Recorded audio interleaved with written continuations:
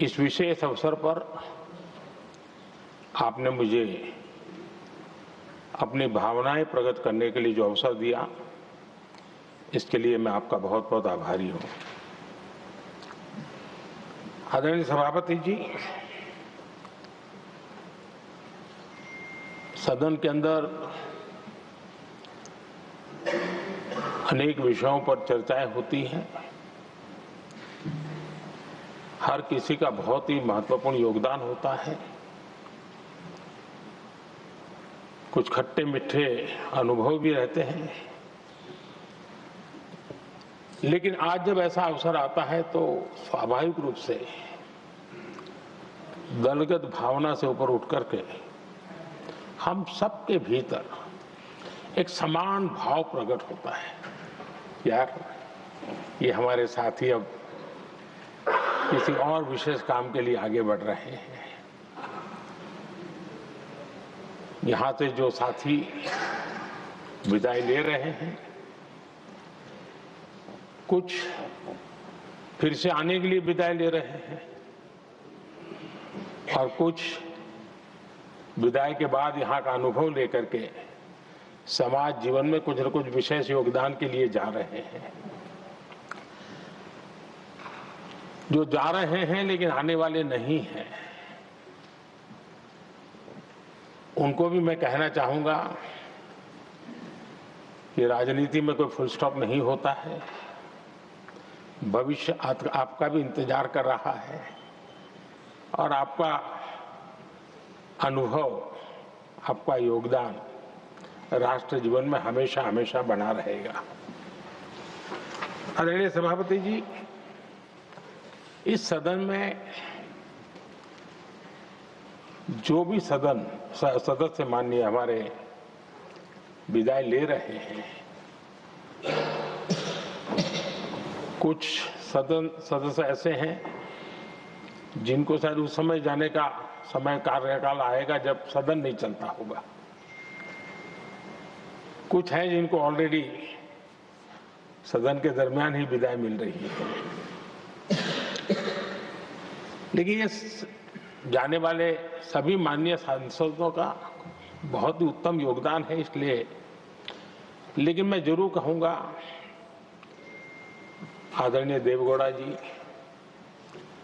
आदरणीय खड़गे जी, आदरणीय शरद पवार जी, ये ऐसे वरिष्ठ लोग हैं जिनके जीवन का आधे से अधिक उम्र संसदीय कार्य प्रणाली में गई है और इतने लंबे अनुभव के बाद भी सभी नए सांसदों ने सीखना चाहिए वैसे समर्पित भाव से सदन में आना,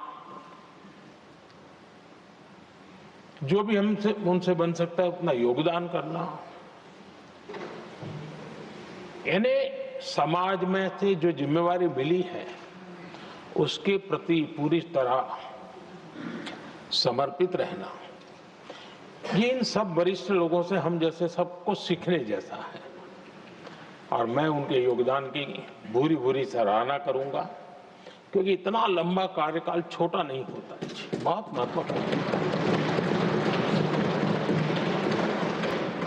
उसी प्रकार से हमारे उपसभापति जी हरिवंश जी विदाई ले रहे हैं। हरिवंश जी को लंबे समय तक इस सदन में अपनी जिम्मेवारी निभाने का अवसर मिला है। बहुत ही मृदुभाषी, सदन को चलाने में सबका विश्वास जीतने का निरंतर जिन्होंने प्रयास किया, और मैंने देखा है कि संकट के समय ज्यादातर उपसभापति के ही जिम्मे आ जाता है कि भाई आप संभाल लेना जरा, तो उनको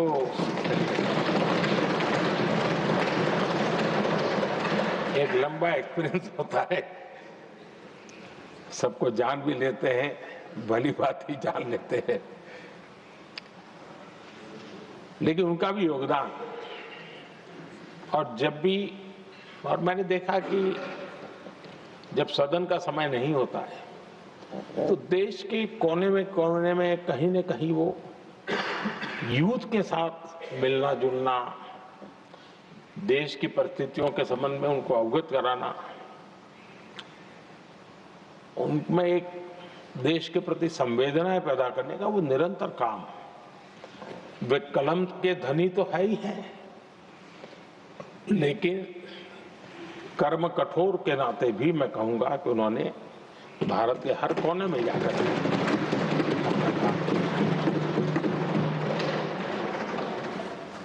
आदरणीय सभापति जी, कभी कभी किसी समय हम सुनते थे कि सदन में बहुत ही हास्य विनोद व्यंग्य का अवसर मिलता रहता है।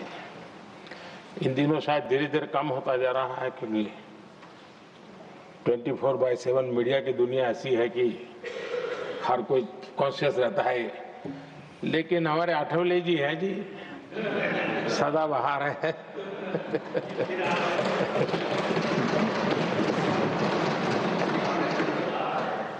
आठवले जी जा रहे हैं, लेकिन यहाँ पर किसी को खोट महसूस नहीं होगी। वो व्यंग्य विनोद भरपूर परोसते रहेंगे, जब ये पूरा भरोसा है। आदरणीय सभापति जी, सदन में से हर 2 साल के अंतराल के बाद एक बड़ा समूह हमारे बीच से जाता है, लेकिन ये ऐसी व्यवस्था है कि जो नया समूह आता है उनको बाकी जो लंबे समय से 4 साल से बैठे हुए साथी हैं, अनुभव है, नए लोगों को तुरंत उनसे कुछ न कुछ सीखने का अवसर मिलता है।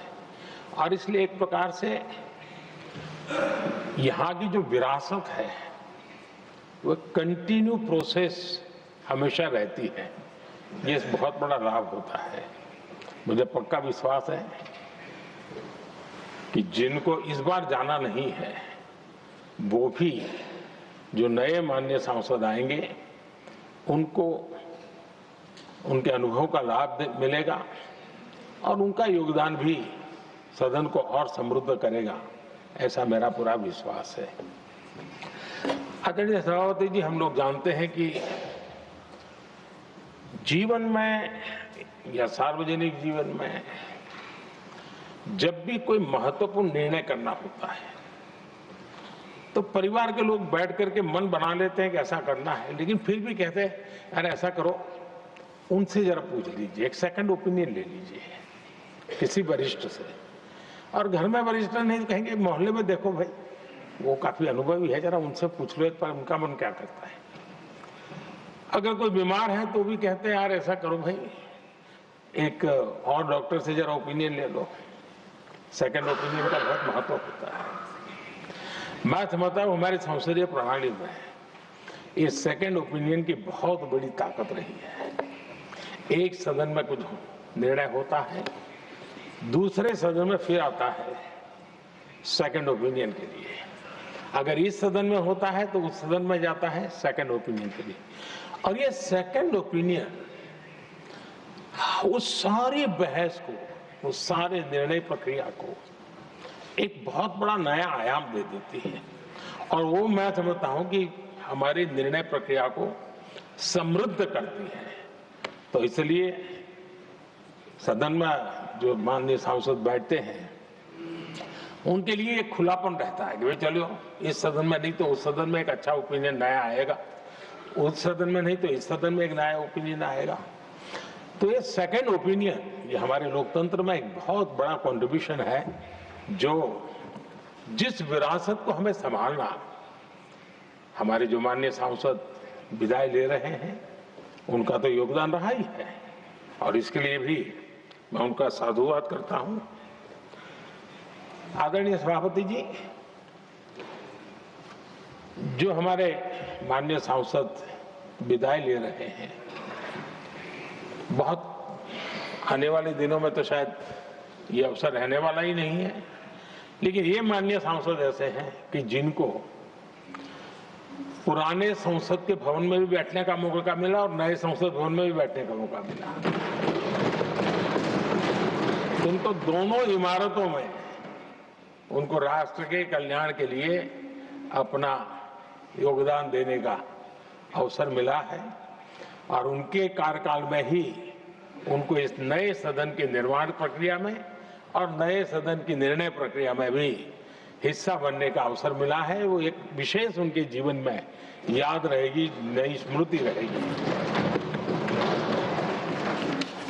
आदरणीय सभापति जी, मैं सभी माननीय सांसदों के,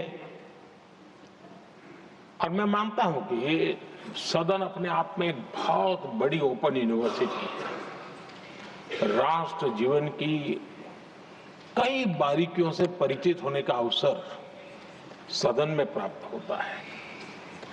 एक प्रकार से हमारी यहाँ शिक्षा भी होती है, हमारी दीक्षा भी होती है।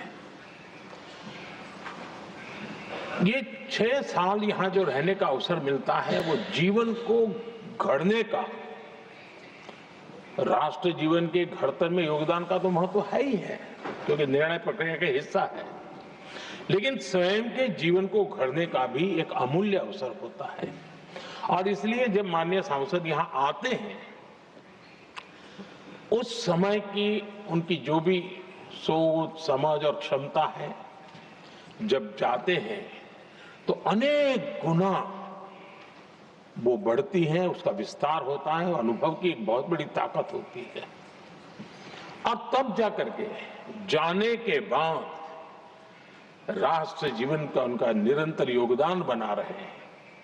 वे अपने तरीके से व्यवस्था के तहत हो सकते हैं, व्यवस्था के तहत न हो सके, लेकिन उनका अमूल्य योगदान मिलता ही रहे राष्ट्र जीवन के निर्माण में। उनका अनुभव हमेशा हमेशा उपयोगी हो, ये मेरी उन सभी माननीय सांसदों को मेरी शुभकामनाएं हैं। और मैं फिर से एक बार सभी माननीय सांसदों के योगदान का गौरवगान करता हूं, साधुवाद करता हूं। बहुत बहुत धन्यवाद।